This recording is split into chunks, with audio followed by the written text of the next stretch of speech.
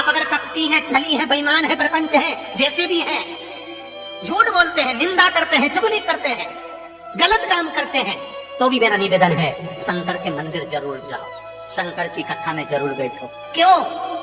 एक मंदिर के दरवाजे पर लिखा हुआ था, अगर आपका मन गंदा है तो मंदिर जरूर आना, मंदिर जरूर आना। किसी ने पूछा, गुरुदेव ये मंदिर के दरवाजे पर लिखा है कि मन गंदा है तो मंदिर जरूर जाओ, उसका कारण क्या है? हमने कहा कारण केवल इतना सा है, बच्चा नाली में गिरता है, बच्चा धूल में गिरता है, बच्चा रज में गिरता है, बच्चा कीचड़ में गिरता है तो पड़ोसी साफ नहीं करता। उस बच्चे को अगर गंदगी हो गई है, बच्चे गंदगी में आ गया तो उसको कोई पड़ोसी साफ नहीं करेगा, उसको कोई पड़ोसन साफ नहीं करेगी, उसको देवरानी जेठानी साफ नहीं करेगी। बच्चा अगर कीचड़ में गिरा है तो उसको उसकी माँ और बाप ही साफ करेंगे। उसी तरह मन गंदा हो गया, चित्तवृत्ति खराब हो गई तो मेरे ये बाप के पास जाना, मेरी ये माता के पास जाना, और ये मेरा बाप, ये मेरी माँ तुम्हारे जीवन की गंदगी को समाप्त कर दे।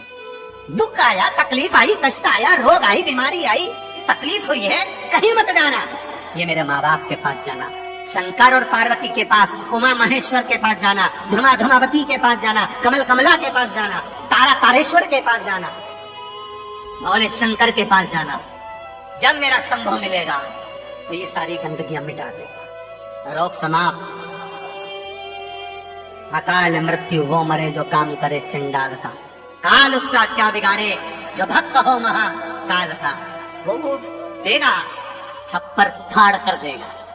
फिर निवेदन करूंगा, जितने कथा करवाए हैं, जितने कथा सुन रहे हैं और जितने पुण्य स्मरण दान स्मरण आदि कर रहे हैं, लिख कर रखो तारीख कि तुमने जो दान पुण्य करा है, तुमने जो ये 300 वर्ष में पढ़ने वाली इस श्रावण के महीने में तुमने जो कथा सुनी है, अगला श्रावण आए तुम बताना जरूर कि कितना पुण्य मिला, कितना फल मिला, कितना लाभ हुआ, कितना धन कमाया, कितना वैभव कमाया। तुमने तो केवल कुबेरेश्वर महादेव के लिए दिया, तुमने तो केवल वृद्धाश्रम के लिए दिया, तुमने तो केवल गौशाला के लिए दिया, पर उसका पुण्य तुमने कितना कमाया, उसका लाभ कितना मिला। और मुझे बताना जरूर, फोन करके व्हाट्सएप पे लिखकर भेजना कि हमने जो करा था अगले साल यही तारीख, यही श्रावण का महीना, फिर याद कर बता कि मिला कि नहीं मिला, 4 गुना हुआ कि नहीं। वो शिव है, शिव शंकर है, वो तो मंदिर के बाहर निकलने वालों को तार देता है साहब। मंदिर के बाहर निकलने वाले कितना सुंदर है। एक चरित्र आता है लिंग पुराण के अंतर्गत। एक सेठ मर गया, बड़ा कंजूसड़ा था, बहुत कंजूस।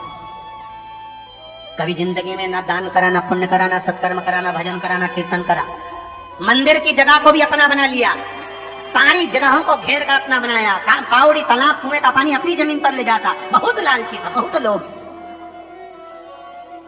बहुत लोभी।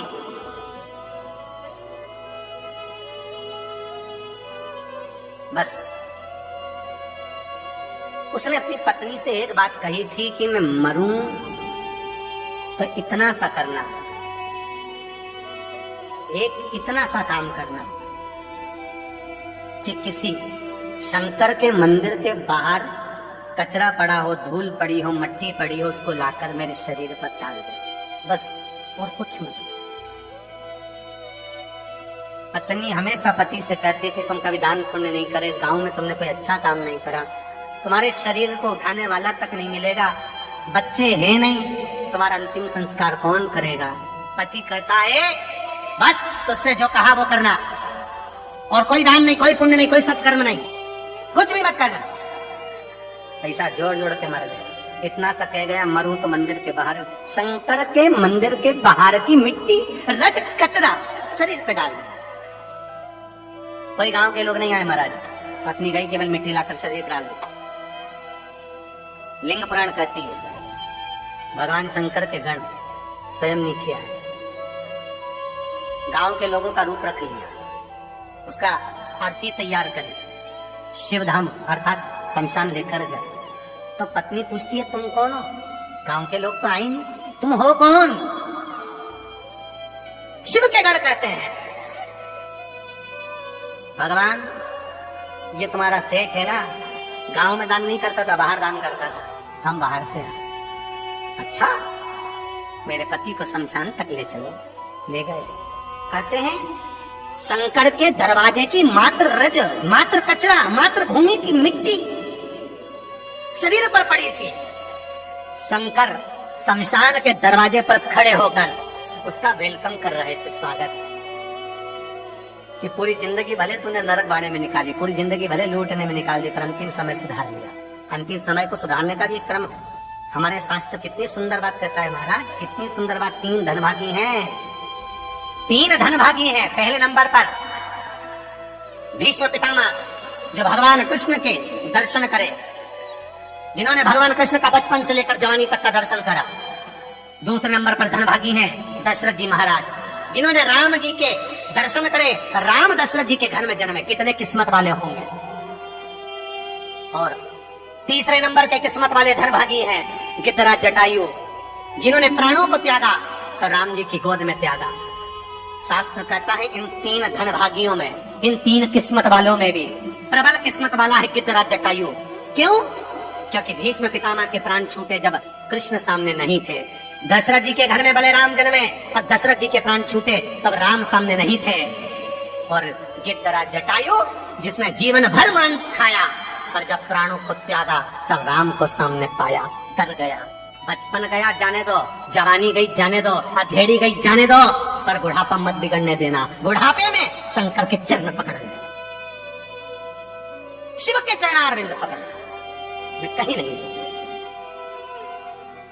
बीमारी भी दी है तो तूने दी है, सही करेगा तो तुम्ही ने दर्द दिया है, तुम ही दवा दो। मृत्युंजय है तू, जगत का भोला नाथ है तू, सबसे ऊंचा तू ही बैठता है। जहां दुनिया समाप्त हो जाती है वहां से तेरी शुरुआत होती है। लोगों का जहां एंड होता है शमशान, वहां से वो शुरू होता है। जहां दुनिया का एंड है वहां से तू शुरू है। तो तू साधारण नहीं हो सकता भोलेनाथ। अगर मेरे चरण में कष्ट आया है तो तू सही करेगा, मुझे विश्वास है। भरोसा रखना।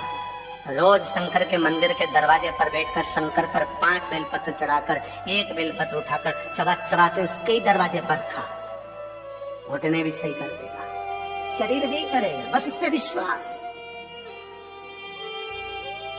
उस पर भरोसा, बस शंकर है। और मुझे पूर्णतः विश्वास है कि वो मुझे हारने नहीं देगा, तो नहीं हारने देगा, नहीं।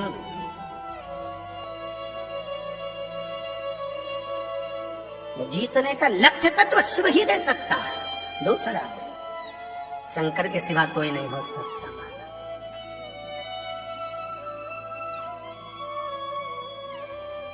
बस उस पर विश्वास